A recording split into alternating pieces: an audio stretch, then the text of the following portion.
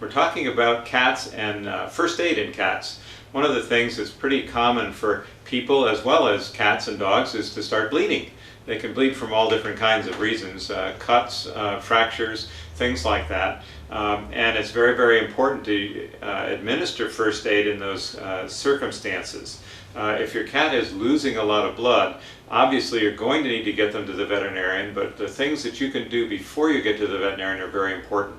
There are basically two types of bleeding that we see. The venous bleeding is kind of just an oozing, slow blood that's coming out of your cat, and cats are never going to bleed to death from a slow bleeding, oozing thing. When the blood pressure gets low and the animal clots, it's not going to be a problem.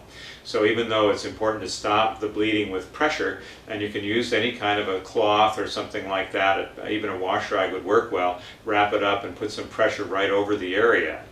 The ones that we're more worried about that need immediate care from you and the veterinarian is the arterial bleeding. And if your cat gets a cut that's so bad that you see blood pumping out, that means an artery has been cut and you need to put pressure on that. Direct pressure, even from your hand, is okay.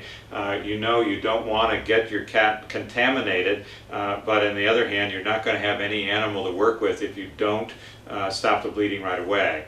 So you let your veterinarian worry about any infections that are happening later. You've got to stop the bleeding right away.